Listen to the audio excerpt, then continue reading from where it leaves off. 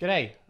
Welcome to Before You Go Live, the Quarantine Edition. Now, before we get started, I just wanted to acknowledge the original custodians of the land that we're recording on today, the Wurundjeri people of the Kulin Nation.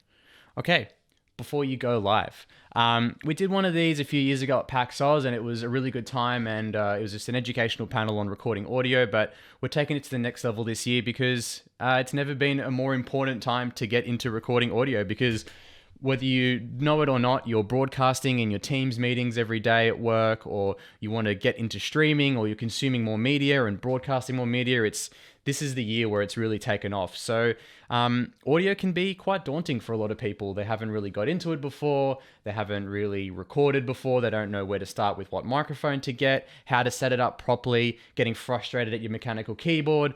The neighbor's dog keeps barking down the road and you can hear it, or there's a bit of wind noise and your voice isn't sounding the way you want it to. We should answer a lot of those questions today and help you get the perfect setup, or I guess educate you on what you need to get to suit your situation. Everyone's situation is different for where they record. I'm recording in my spare room. Some people record in their living room. Some people have a dedicated studio. So different products and different setup techniques help everyone differently. So let's get stuck into it. And also, just a quick disclaimer, I work for Audio-Technica, so does Gary, who's going to be in this panel, and Brendan uses a lot of our products. However, this has got nothing to do with Audio-Technica. This is all about microphones. The information and the content we're covering today should be applicable no matter what brand or type of microphone you're looking at, no matter if you just started collecting or recording, or you just want to get that next level. All this information and content is super relevant to everyone. So let's go over what we're covering today. So I'm going to be covering the different types of microphones, going into condensers versus dynamics, looking at the benefits and the problems you could have with these microphones.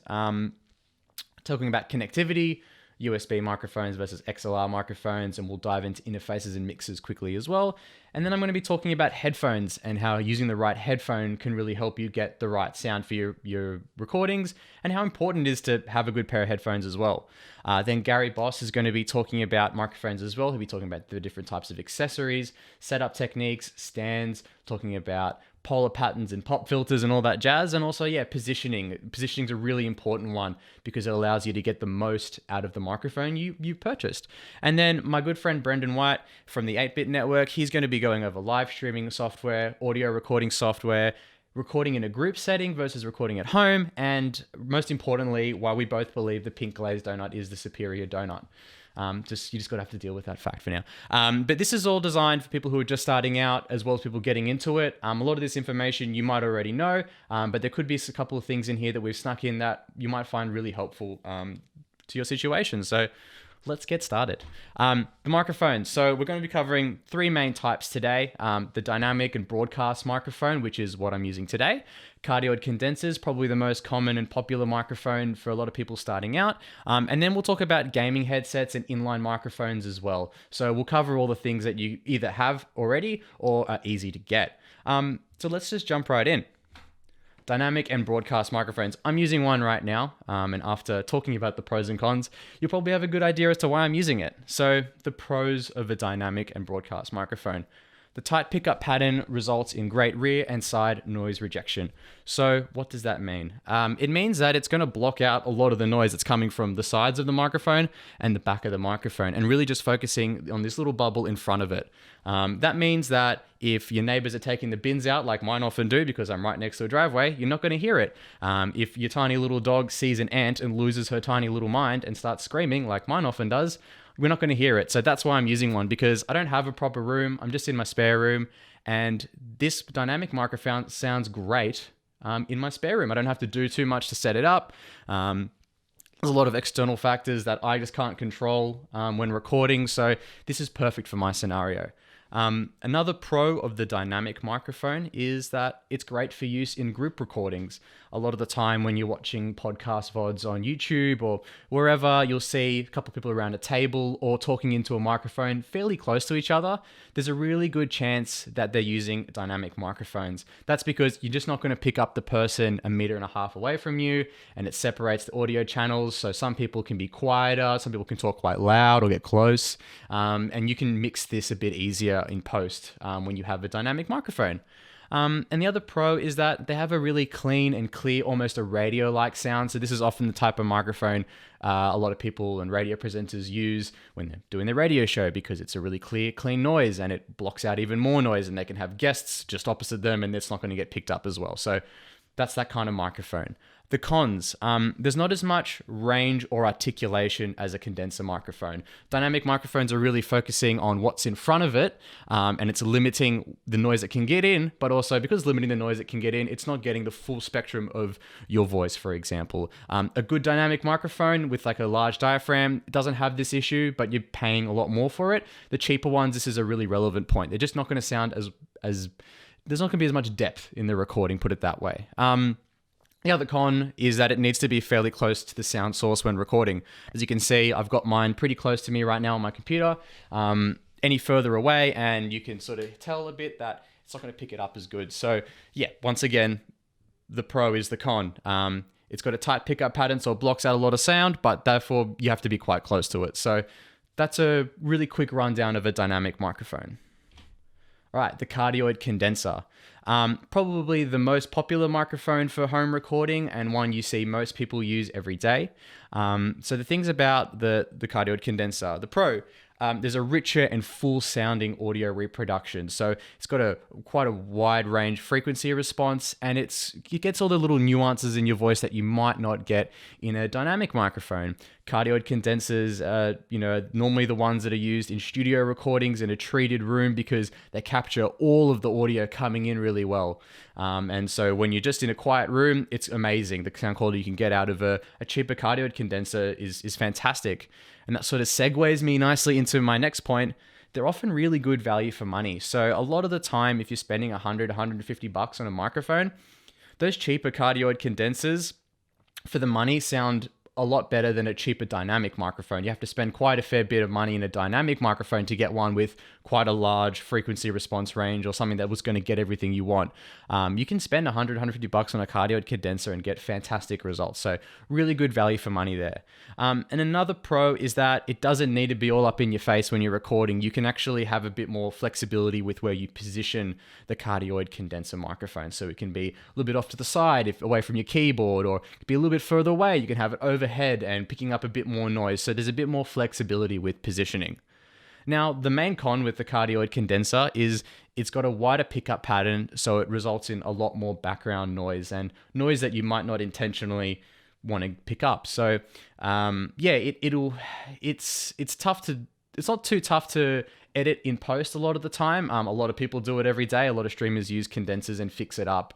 So it sounds a bit more tighter and it's not picking up as much background noise. We'll talk about software later and how we can fix that. But out of the box, it's going to pick up your mechanical keyboard like it's no one's business. It's loud. It's going to pick it up. It's going to pick up desk noises a bit more. If it's a windy day, you'll probably hear it. If your computer's got quite a noisy fan, it might pick that up as well. If your neighbors are screaming down the road, it'll probably pick that up. That dog down the street, it might get it. So you got to factor these things in. You can treat this. We can fix it with software, which is the beauty of software. But out of the box, it's got a much bigger, wider pickup pattern, and it's going to pick up more noise. And lastly, gaming headsets or just headset mics in general. So the pros of a headset microphone: it's convenient. You've probably already got one, and that's cool. There's nothing wrong with using one. It's there, you've got it, and it's a great way to get started. So there's nothing wrong with it. Another pro is that it's got a very tight pickup pattern, which results in great sound rejection. So just like a dynamic microphone has great sound rejection, a lot of these headset microphones do as well, especially gaming headsets, because they're positioned right there in front of your sound source, your mouth. It's going to block everything else out and just get that. And lastly, I think it's a really good point. It's better than your laptop's microphone. Use it. If you're taking Teams meetings on your laptops or you're on Zoom with the fam, chuck on your gaming headset. It's going to sound so much better and everyone's going to really appreciate it. Don't be that guy in the meeting that doesn't want to put on their headset for whatever reason. Chuck it on. Everyone's going to love you for it. If you're sounding better, it's much appreciated. I'm one of those guys where I always worry so much about what I sound like on the other end, even though it doesn't impact what I'm doing, I just want to make sure everyone can hear me. So it's really important to be loud and clear in your meetings, or if you're broadcasting, if you're doing a webinar or a stream or a panel. A gaming headset's a great starting point, and it's a lot better quality than onboard microphones. The cons of the gaming headset is there's so many different options, and a lot of the cheaper ones really don't have a great quality microphone, especially ones that are designed for more console and casual use. The microphone just really isn't fantastic. It's not really designed to use VoIP stuff. It's mainly console orientated, where the quality isn't as good, and there's a lot of screaming going on. So yeah, it's not as good quality a lot of the time as a proper microphone, but we kind of know that. And in some scenarios, it doesn't look as professional. If you've got a sleek, kind of minimalistic gaming headset, you can get away with it. If yours lights up fluoro pink and orange, all power to you. If you don't care about it, use it. But it's just depending on the scenario, it might not be the best looking product. So those are the three main types of microphones, and we'll just do a quick little summary of each of those microphones. So dynamic and broadcast microphones. Once again, perfect if you're in open space and you want consistent, clean recordings. If you can't control the surroundings that you've got, a dynamic microphone is a fantastic starting point. Or if you're in a group setting, it's a really good choice as well. Cardioid condensers. Great value for money, great sound quality. They excel in a treated and quiet environment. But in an open room and untreated, you're going to pick up a lot of outside noise, which might be frustrating or might take away from the message you're trying to show to your audience. And then lastly, gaming headsets. Convenient if you've already got a good headset. And once again, way better than your laptop's onboard audio. So I highly recommend using one. Everyone's going to appreciate it no matter what you're doing. Connectivity. All right. This is a pretty big one. We're going to go into XLR microphones a little bit, and we start going down this rabbit hole of I can get this and this and this, and it's a bit confusing, but we'll take it really slow and we'll look at a lot of options. But we're going to start with USB microphones. They're great. The pros of a USB microphone: plug and play. There's no additional hardware or software required. You can't, I know I've got a bunch of cons on the screen, but this pro needs to be bold, needs to be massive. You plug a USB microphone in and it just works, and you sound way better, and you don't have to stress or worry about a whole lot of different things and additional hardware and software and setting things up. They just work, and it's awesome and it's easy. So this pro should just be the whole screen, and then the cons are really little at the bottom, in all honesty. Yep, they just work. They're convenient, easy to set up. Yeah, couldn't sing its praises more than I already am. The cons of a USB microphone. So these USB microphones are a fantastic starting point. I can't stress that enough. Just a great starting point, and they're convenient. The cons are what you see is what you get. A lot of the time, that's it. The onboard processor in that microphone is all it's ever going to be, is as good as that is. And the microphone is the microphone. You can't get another USB microphone and plug it into that USB microphone and get a super USB microphone. You just get two USB microphones. So that's it with that USB microphone that you've purchased. There's no upgrade path from that point. You can't get a shinier cable and it's going to sound way better. You can't, modify the cable. It's just not going to work. It is what it is. And therefore there's a limited quality level. USB microphones sort of hit a point in the market and then they sort of stop off, and then it's just XLR city from there on in. So you just want to make sure that if you're buying a USB microphone, a lot of them are really good value for money. You probably want to get a better one so it lasts you a really long time, or in most people's cases, it'll last forever. These microphones sound great. I've known people who've been using the same USB microphone for 10 years for recording podcasts, for streaming, and it's still going strong, and it does the job perfectly for what they need to do. They don't need to upgrade, and it sounds really good. So USB microphones, a fantastic starting point with that, but you're limited with it going up. And then another really good important point, a lot of people realize this before it's too late, is that most PCs, you're only limited to one USB microphone per PC. So if you have a friend over, you want to record a podcast, you bought another USB microphone, you plug it in, and then your computer goes, cool, well, you can select this USB microphone or this USB microphone, but you can't have both. So this is something to keep into consideration. Don't make the mistake of buying two thinking it's going to work out of the box. It's probably not, and it's a bit frustrating, and that's where we talk about XLR microphones. A quick point that I forgot to put on here, but Some USB microphones actually have a direct monitor out. This is a feature you see on interfaces, which we'll talk about in a second, but allows you just to plug a headphone directly into the microphone, and you can actually directly monitor that sound. You get an idea of how clean it sounds out of the microphone without anything else going on. Sometimes they have headphone volume adjustments and the monitor adjustments as well, so you can mix the audio a little bit. Most of this is done on your computer, but some USB microphones do have that option as well.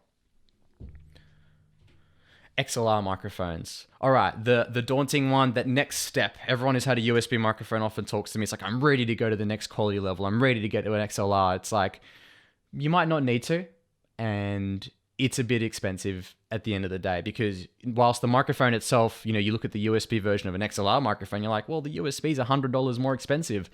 It's like, yeah, but you're going to need a $100 interface to make that XLR microphone work like your USB microphone. You're going to need other components, and you're going to have to set it up differently. So whilst cheaper on the surface, when you look at everything else you have to buy and add to make it work, it becomes quite expensive. So the pros of an XLR microphone: firstly, there's more microphone options. There's no real ceiling in quality level. You can spend $100, you can spend $10,000 if you wanted to on an XLR microphone. The options are pretty endless, but we're sort of talking about the $100 to $500 price point for what we're sort of using here. And yeah, there's so many options, which is great, but also can be a bit confusing. Another good thing about the XLR microphone is that you're not limited by your onboard USB interface. As I said, with USB microphones, the interface that's built into the microphone itself, that's taking that analog signal of your voice and turning it into a digital one and sending it to your computer. You're not limited by that. You can change your interface. You can get better and more expensive tools to make that microphone sound better. And a really good pro and something to remember is that you're able to record multiple XLR microphones through a mixer. You can't really do it very easily with a USB microphone, if at all. I just recommend using XLR microphones into an interface or a mixer with multiple audio channels. You can't do it with the USB, and the XLR it's a massive pro for that. The cons, and the biggest con that we know, is that it requires additional hardware to work. You'll need an interface or a mixer, whether your interface is something like a Go XLR or just like a phantom power USB interface that plugs directly into your computer. It's another bit of hardware that you need to get it to work. So you just have to accept that fact, and there's heaps of options, and we'll talk about the benefits of that soon as well. It can be a bit daunting to set up at first. So you'll find that there's a lot of options, there's more cables that you probably haven't used before, and it's a little bit daunting. But by talking about it and learning about it, we can make it a bit easier to do as well. And yeah, there's just too many options for some. A lot of people have no idea where to start or where to finish with these sorts of things. So yeah, there can be too many options for a lot of people. All right, the mixer versus the interface. So yeah, this is a big one. I know there's a lot of stuff on this screen, but I'm going to make it pretty quick and easy. The simple thing is, if it's just you recording at your home and you've got an XLR microphone, buy an interface. Do not buy a mixer. Interfaces are designed to have a really high quality processor in them to take your analog signal, turn into a digital one at the highest quality it can. And that's its job. That's all it's really designed to do, is turn that analog signal into a digital one into your computer and do it really good.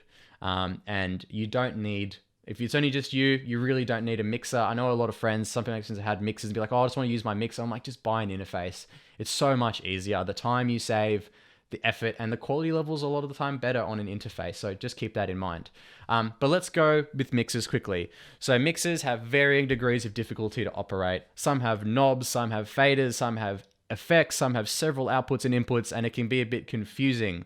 But basically, you want to get a mixer if you're recording multiple people, like a podcast, or if you need to have multiple different outputs. If you're doing something live, you want to record it via USB into a PC, but you also want to send that audio signal to some PA speakers so everyone can hear it.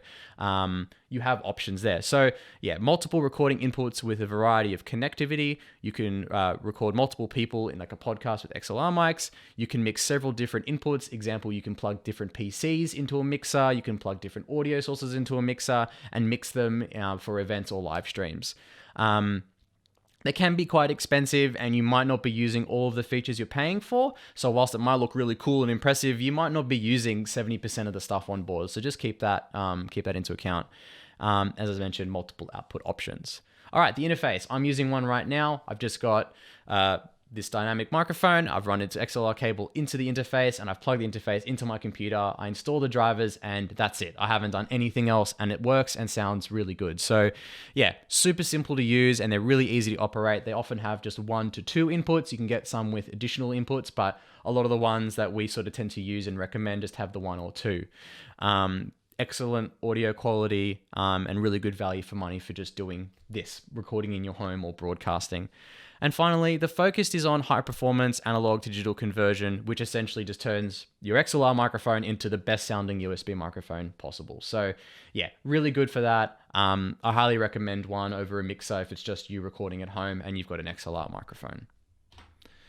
Headphones. Why are we talking about headphones? Because headphones is what we use to hear how we sound, and different types of headphones will actually change how we sound. So it's really important to, if you're quite serious about recording and broadcasting, to have a good pair of headphones so you know exactly what you sound like on the other end without the interference of your headphone.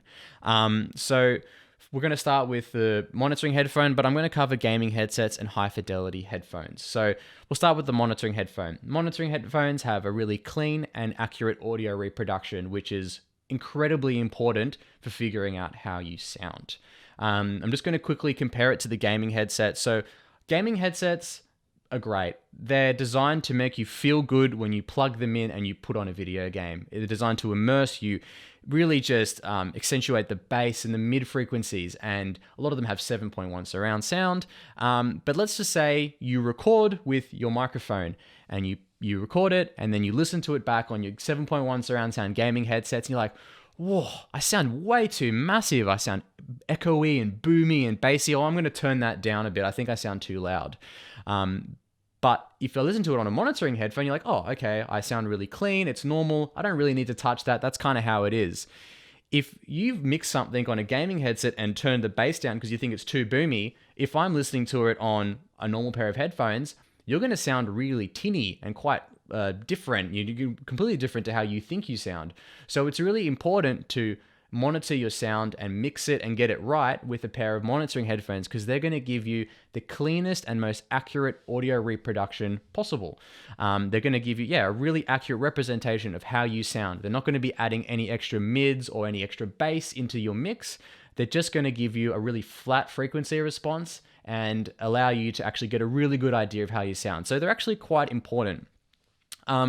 Some other things to factor in with monitoring headphones, they run efficiently off most devices, but they might need additional amplification. If you're using an interface, they normally have a direct monitor out, gives it a little bit more boost.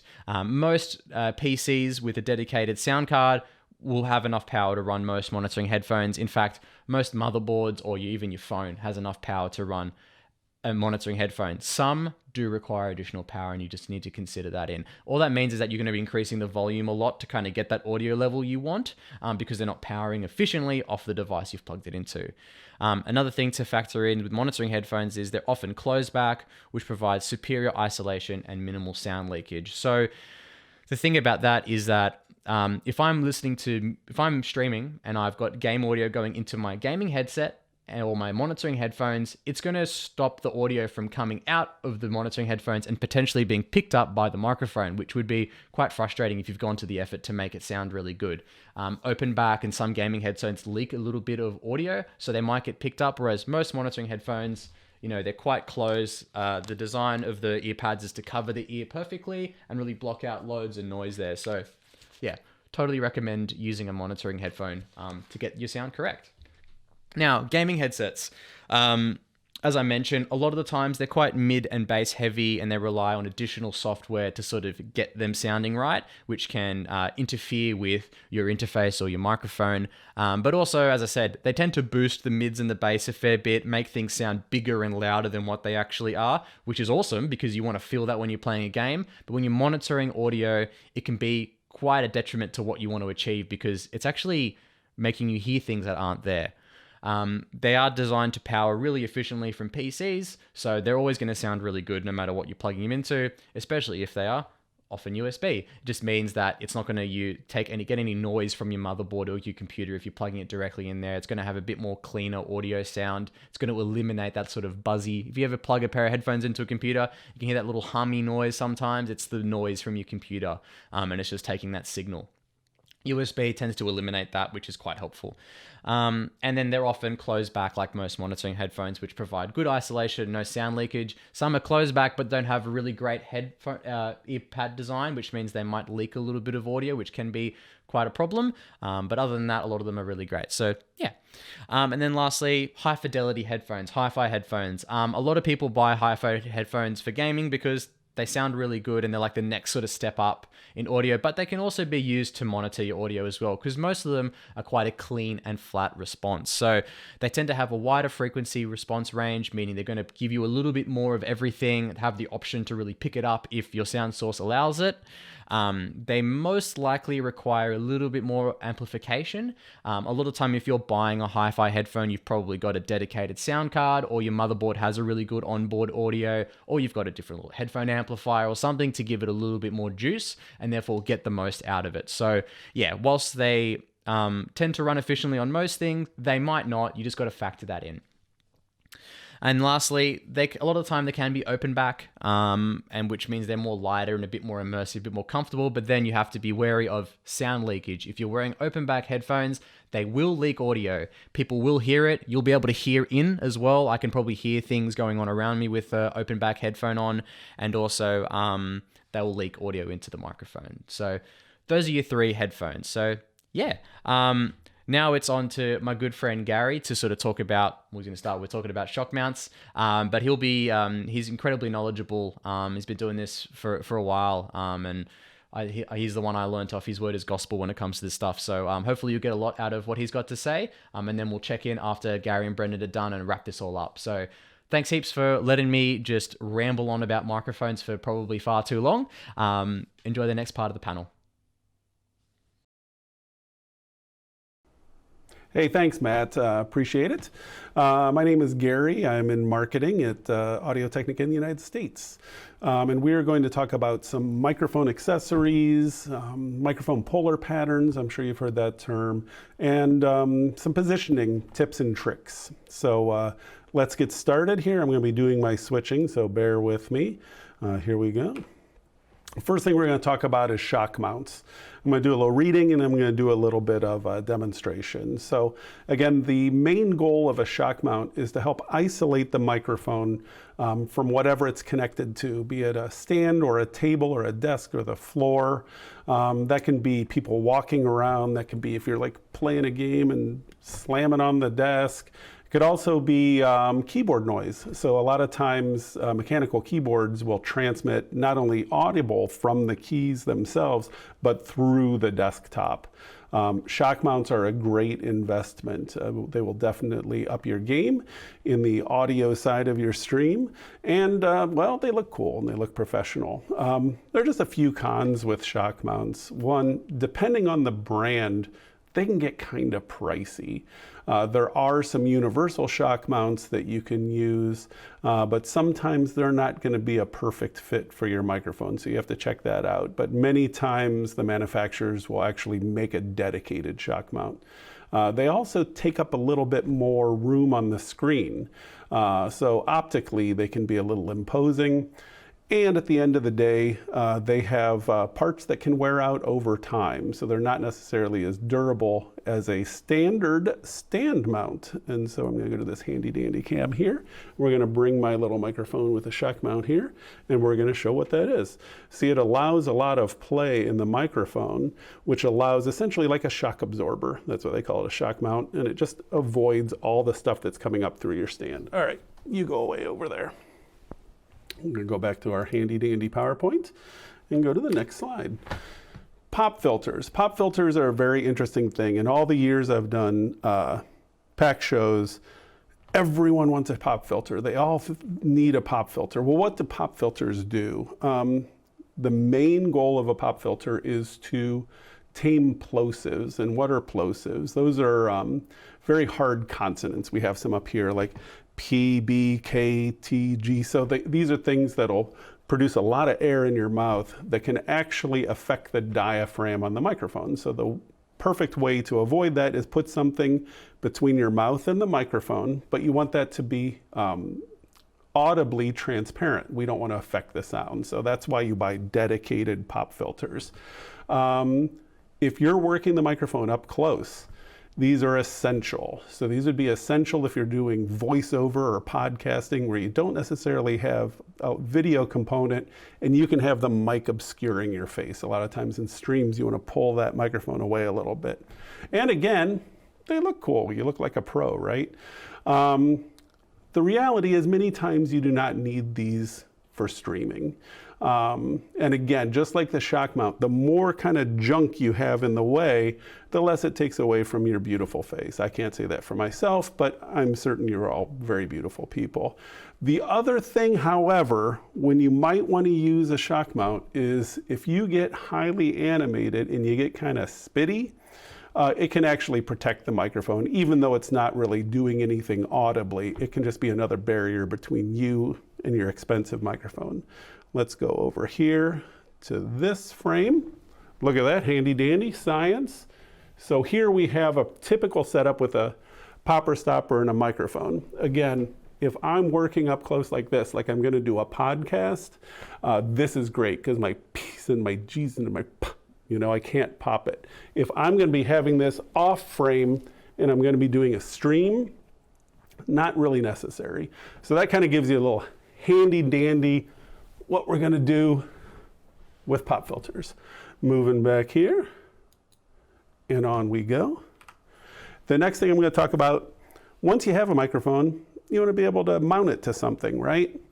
Well, we're gonna talk about desk stands, we're gonna talk about boom arms, we're gonna talk about maybe some other alternatives that you hadn't thought about. First of all, desk stands. Here I have a lovely desk stand here.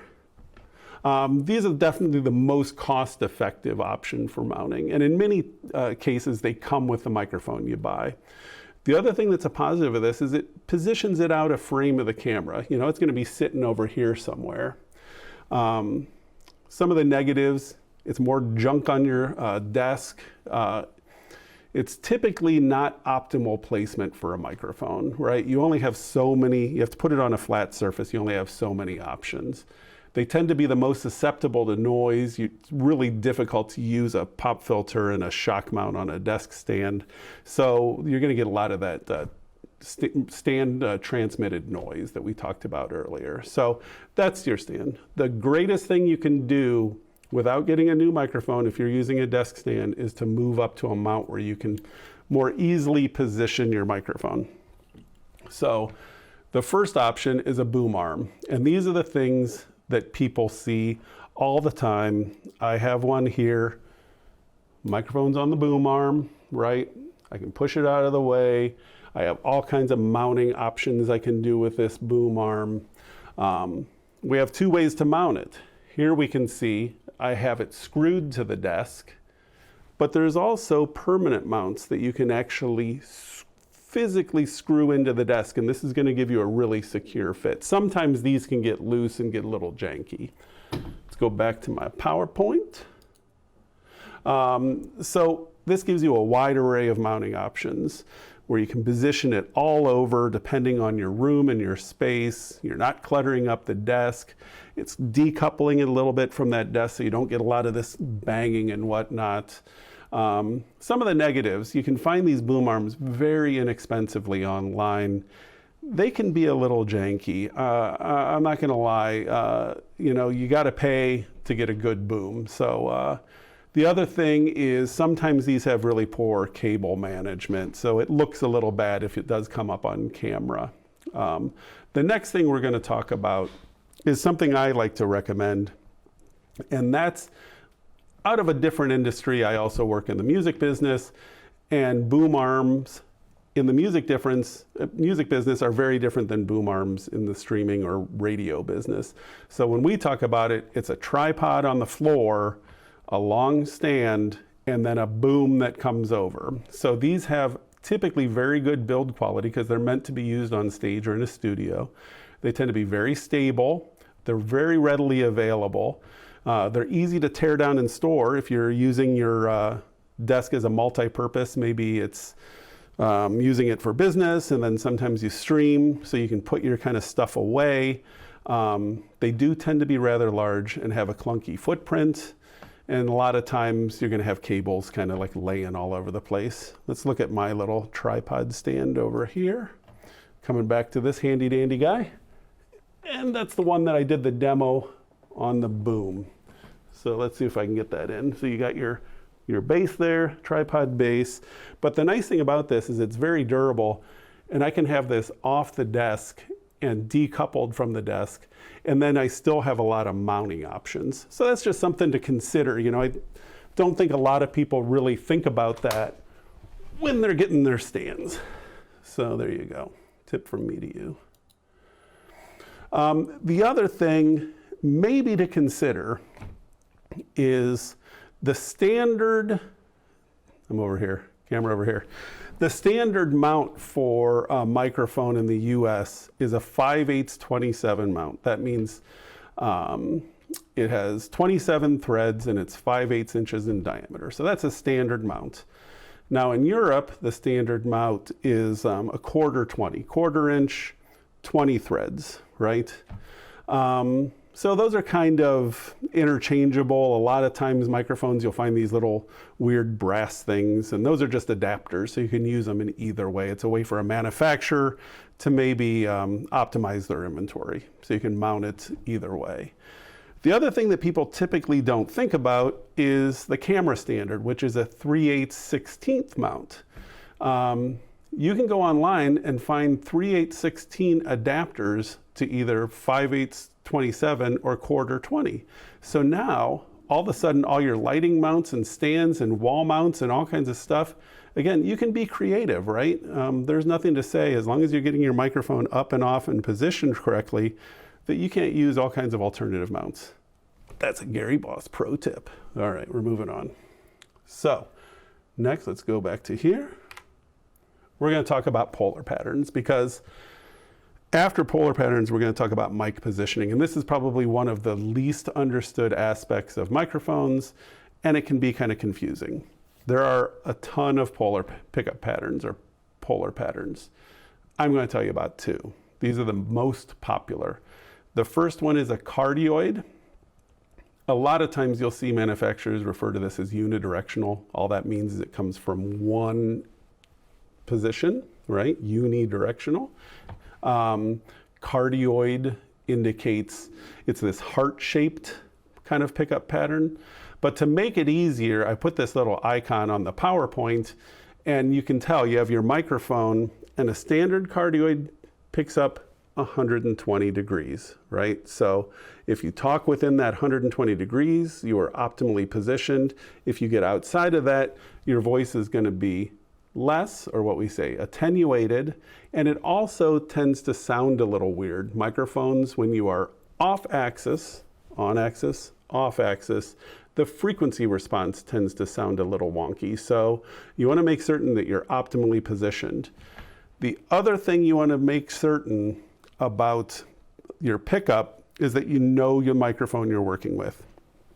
So here I have a very traditional looking microphone. The pickup pattern is in the front, right? So I talk into it here, and this is what we called off axis.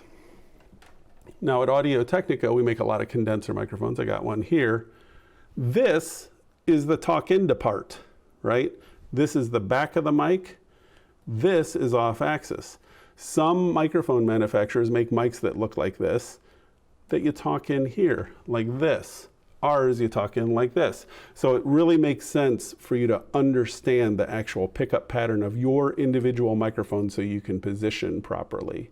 We're going to get into a quick little demo here in a second, but I also want to talk about the other polar pattern that's available.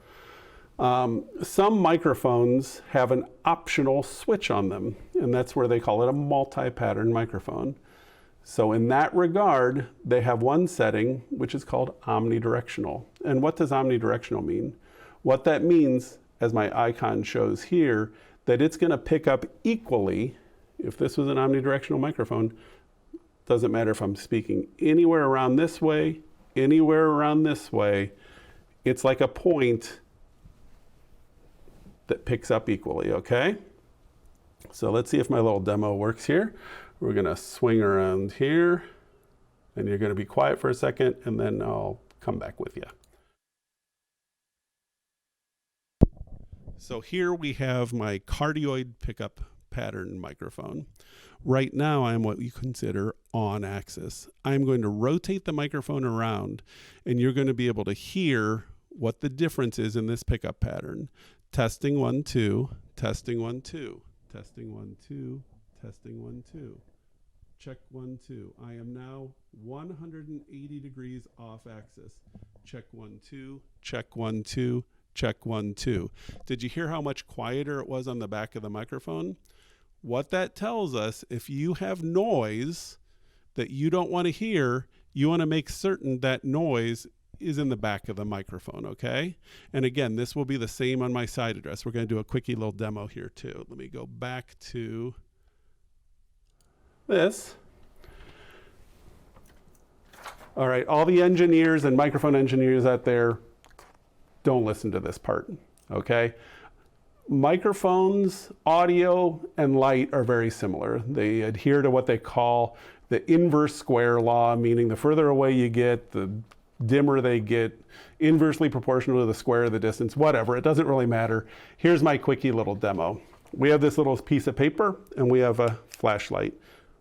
All right, I'm gonna switch it to my other, because I think it looks a little better. Here we go. Here's my paper. Here's my flashlight. When I am very close, I have a very narrow beam of light. This would be the same as being close to a cardioid. And as I move away, the beam gets broader and dimmer.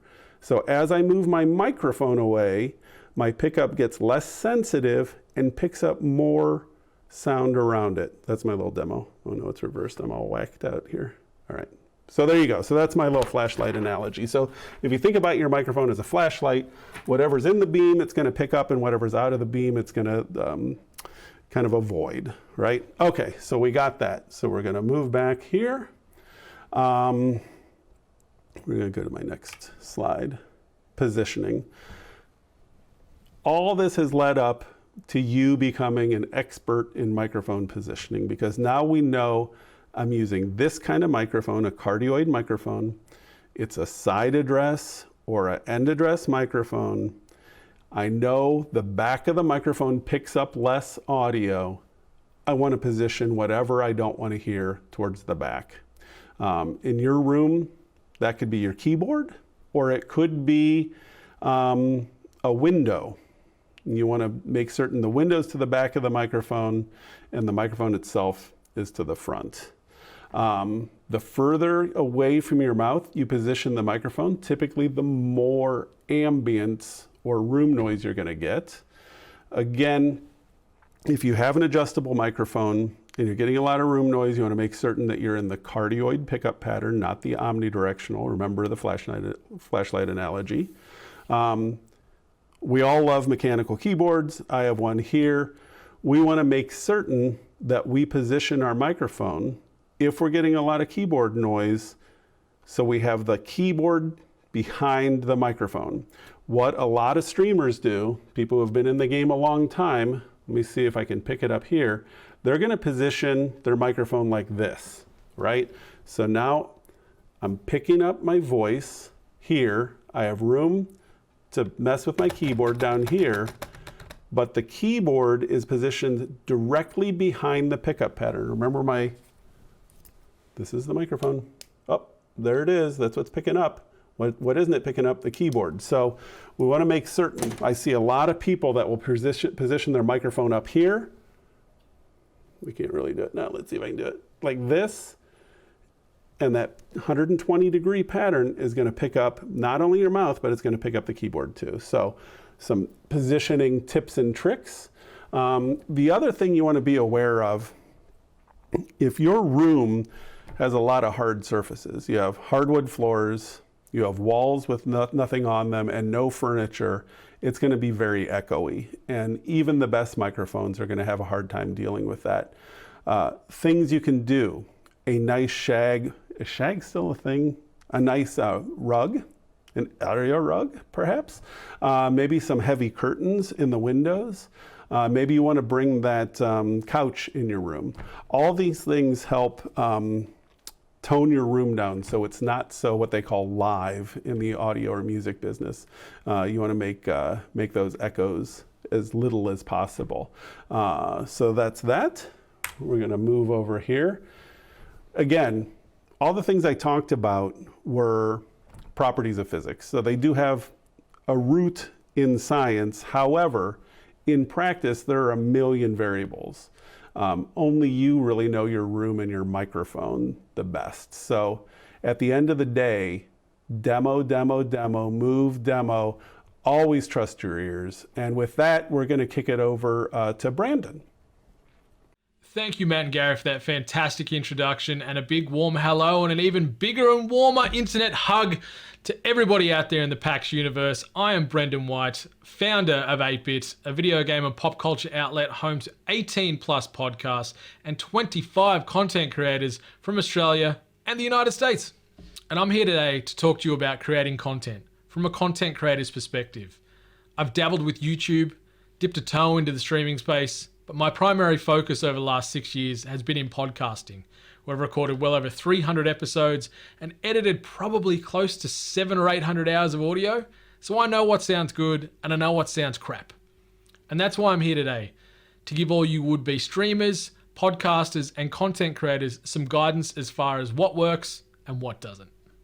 So I wanted to kick things off talking about recording software, primarily focusing on 2 free options available via OBS. The first one, Streamlabs OBS, is focused more so on the live content creator. We're talking streamers working on Twitch, Facebook Gaming, or Mixer. Rest in peace. The other offering is OBS Studio, which is focused more so for offline content creation. Think YouTube uploads, or maybe just general video editing. Either way, you can't go wrong with either piece of software. They both cost you no money, extremely user-friendly, and very light on resources. So if you do have a weaker or older computer, you don't have to worry about it being pushed to its limit. So let's jump in and have a quick look at OBS Studio. As you can see, the user interface, it's fairly simple. Apologies in advance for the fact that you're seeing more than one of me. I know no one probably wants that. As you can see, the majority of the settings are running right along the bottom here, but we're going to pay particular focus to audio mixer and sources. So sources are pretty self-explanatory. This is where you're going to be bringing in your varied audio and visual-based sources. So it can be something as simple as a fixed graphic like we've got on display here for our overlay. Webcams you can simply enable and disable from here, or your audio-based sources. As you can see, I've already got my AT-BP40 enrolled here via a mixing console. One thing I like to do with the audio mixer is flip the layout to vertical. Simply just right-clicking, you can get access to advanced properties as there as well. But if you flip it to vertical, you're going to get a clear understanding of what mics are maybe hotter or colder than others. And then you can just simply grab the slider here to adjust the decibel rating accordingly, just to see where it all fits, to get them all in that green or yellow zone, keep them well out of that red hot zone, because that audio is going to be spicy. All right, so this is OBS Studio, really simple, as I mentioned, costs you nothing, really low on resources. I don't know if you can see all the way to the side here, but I'm running at about 16% CPU usage right now for this. I've got multiple scenes, multiple cameras, multiple microphones going, and my computer is barely skipping a beat. My computer's probably 5 years or so old now. So let's jump back into the presentation and keep moving forward.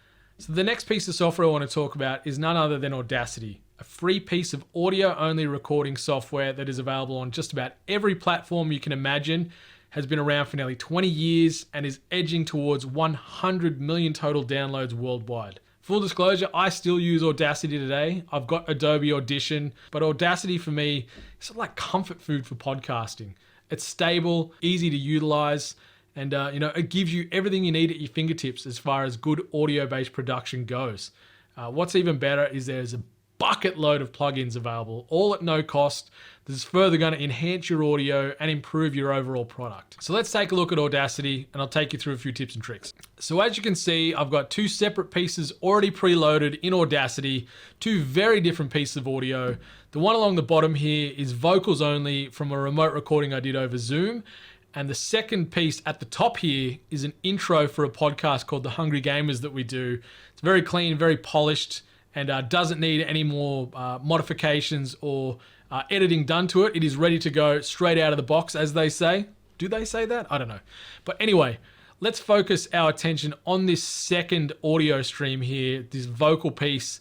As you can see, there is a lot of little noises, little clicks and clacks. It could be tapping on a keyboard. It could be bumping a microphone. It could just be some general sort of finger taps. It could be a whole host of things. And I know for me, when I edit podcasts, these are my living nightmares. I cannot stand it. I take a lot of time cleaning that out of any podcast we do just to improve the product. Maybe it's OCD, but I just like to have it sounding as polished and as tight and as professional as possible. What I'm going to do now is show you how you do that in Audacity. It's a really simple process. What you need to be mindful of here, get up here, hit your selection tool, and what you can do is grab this piece of audio right here. What I might do first though, before we do any editing, is I'll play it through to see if you can hear these noises.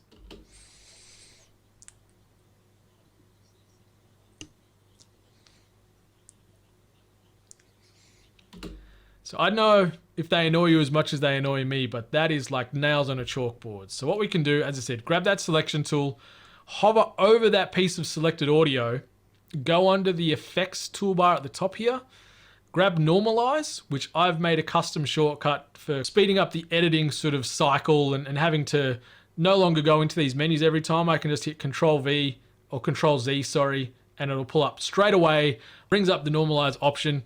And this second option here is what I want to focus on. So normalize maximum amplitude 2. And you can define what decibel rating it is. So if something's quieter and you need to pump it up, you can adjust this area in question that you're highlighting to that maximum amplitude. Or if you wanted to try and isolate a sound and make it dead quiet, you can dial it down. And that's what I've got here. So I've got it set at -60, which I find seems to work best to get all that dead air, all that sort of unnecessary noise out of an audio recording. So I'm going to apply this here. As you can see, all those noises are gone. And if I simply click back here to play it through again, you're probably going to hear nothing.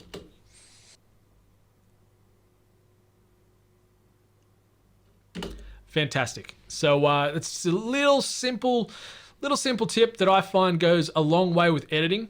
What you want to do as well, when you are editing sort of audio en masse, and maybe, for example, you're hearing a fan in the background, or maybe there's just a lot of ambient noise in the background, maybe someone's mowing the lawn, someone's working on the car next door, all those sounds can carry, and all those sounds can often get picked up via your microphone.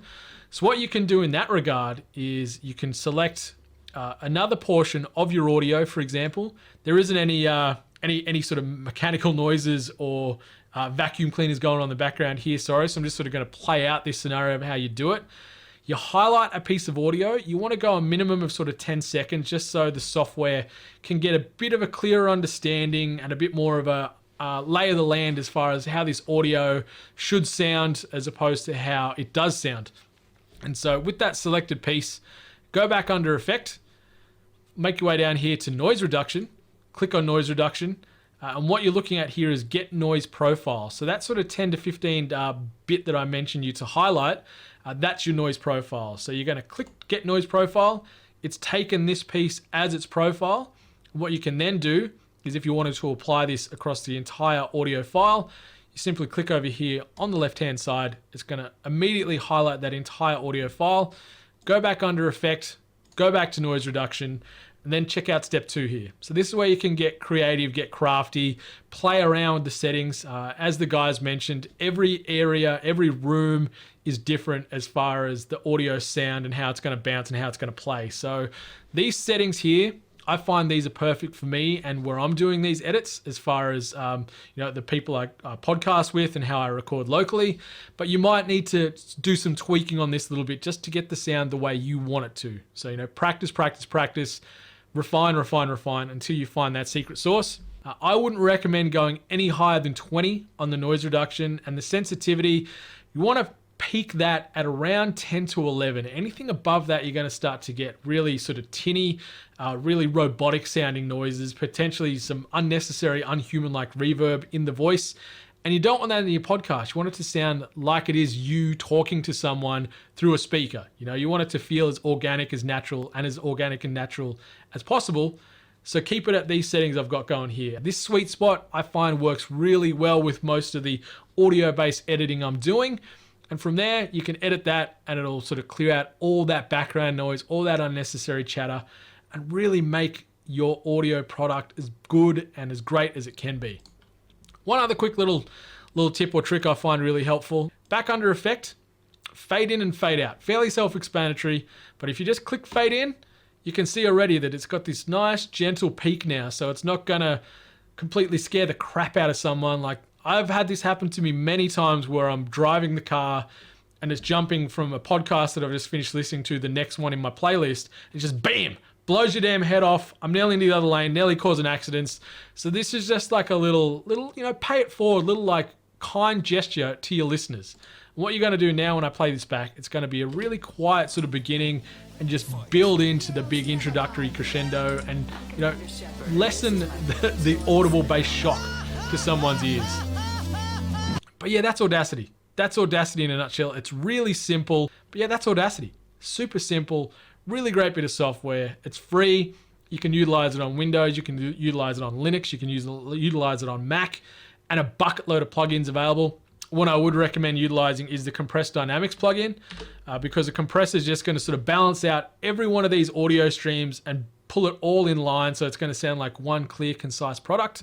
These settings here are recommended by the plugin creator, so utilize these if you can. Feel free to grab a screenshot, but you can also simply manage and preview that to get an idea of how that audio is going to sound to make sure it is the product you want to be putting forward. As I said, every bit of audio is different.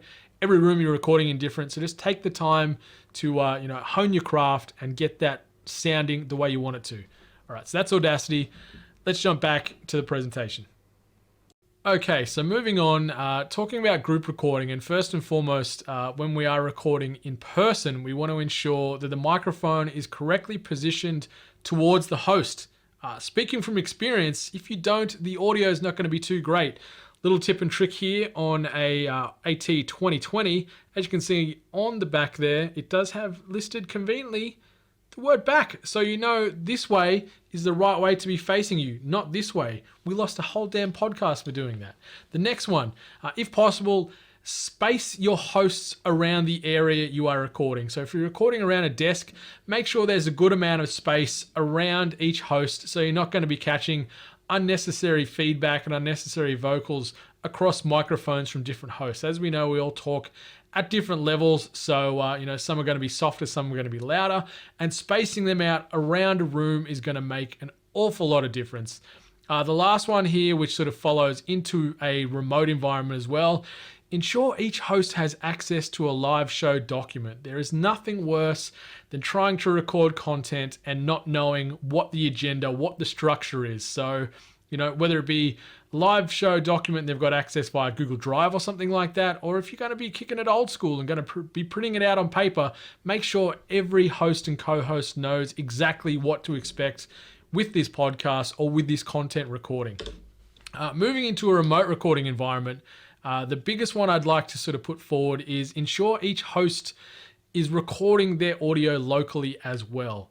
As we know with the internet and latency, especially here in Australia, we don't always have the best bandwidth available, so we do face dropouts or lag, and the last thing we want is some robotic jitter coming through due to a massive ping that's going to disrupt the audio. So if you can get your other podcast co-hosts or guests to install something like Audacity. It's free, it's light software. Get them to record locally at their end as well, so you do have a backup, and you also then do have the cleanest audio from their microphone available as well. Ensure each host or co-host has disabled outside microphone access from other software. This is a big one. When you are constantly recording, there is a lot of checkboxes in software that has the ability to take control of the microphone and adjust the master level accordingly. Disable that any chance you get, because otherwise you're going to have some high highs and low lows and an overall inconsistent track. Another one, obviously, ensure each host has access to that live show document.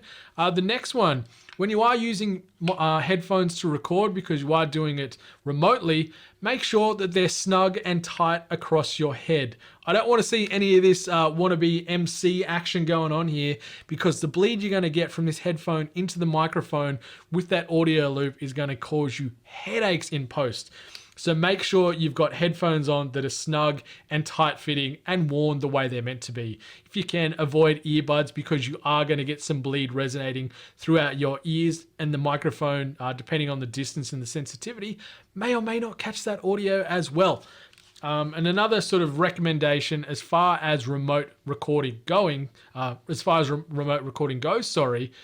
try and do it over a video platform. If you can see who you're talking to on the other end of the old internet string and can, you're going to get natural sort of audio-based cues. You're going to know when they're finished saying what they're sort of trying to get across. You're going to know when to jump in and know when to jump out. And it's going to cut a lot of that awkward silence and potential dead air out of a podcast or out of a piece of content you're trying to create. Moving on to hosting options. Ton of options available out there today. Google Hangouts is where I used to do a lot of recording, but I recently migrated across to the Zoom platform. It's fantastic. It's stable. One of the negatives of it, though, is it is a paid service anytime you are going above 40 minutes recording. So if you are doing tighter content creation, sub 40 minutes, it's fantastic. But if you are doing a bit of a longer winded podcast, you're going to have to pay. It's 20 odd bucks a month to use the Zoom service, but it's phenomenal. Full HD audio and video across all these platforms. Discord is similar to, I guess, Streamlabs OBS, where it's designed with content creators and gamers in mind. So if you wanted to utilize that as your central hub, go nuts. Hangouts has been great. It's been around for a good long time, but I've had a few issues where that has gone rogue and taken hold of a microphone and just done some weird things. So I try and avoid that now. And as I said down the bottom there, that pro tip again, always ensure that you have unchecked the automatically adjust my microphone volume checkbox on whatever software you're using. And also make sure when you are recording on the PC, when you are jumping into your microphone settings, never have it at 100. I said earlier with Audacity, always keep it around that 80%. You want that little buffer. You don't want things getting too spicy. You don't want your audio just blowing out. Moving on to probably the most important part of this entire podcast information session, this entire online PAX panel, we're talking about pink glazed donuts and why they are simply the best. And, in short, they just bloody are. They're so delicious. You don't need all these fancy schmancy multiple layered chocolate donut on top of a Snickers bar, on top of, tears from a unicorn, on top of some dirt from Mount Vesuvius and all this other stuff. Just simmer down with the fanciness, kick it with the simplicities. Like, look at this beautiful pink glaze right here. Nothing fancy about it, but you don't need the fancy. Simplicity is key, as I've been talking about through this whole session with the software and the recording and the editing. Simplicity. You want something that's easy to use. And Donut King, one of the biggest fast food chains in the world from a sort of donuts and pastry sort of area, they do them here in Australia. You can get 4 of these beautiful pink glazed donuts for $15. When you're done watching this panel, find your nearest Donut King, get yourself a 4-pack, or if you're feeling really greedy, get yourself a 6-pack like I just did. Don't frown on me for the caramel and the chocolate in there as well, because they were out of pink glaze. They're that good. I bought all of them. But yeah, pink glazed donuts are the best. No exceptions, except no substitutes. Thanks everyone for your time. Much love, and stay hungry. All right, there you have it. That was Before You Go Live, the quarantine edition. Thank you so much to Brendan, and thank you so much to Gary for coming on board and lending us your time and your expertise. I really appreciate it. I'm sure everyone out there also does as well. Hopefully this answered a lot of questions or really gave you the information you need to either get started or go to that next step. However, if you've got questions, we're thinking of doing a little Q&A or just touching on a couple of points later. We might upload that, so stay tuned to the Audio-Technica socials, both the Australian one and the American one, as well as all the 8-bit socials and the various things that my good friend and pink glazed donut connoisseur Brendan White might be involved in. Other than that, stay safe, look after everyone around you. Bit of respect for everyone right now, and a bit of time and patience goes a long way. So yeah, look after each other, stay safe, and have a good one. Thank you.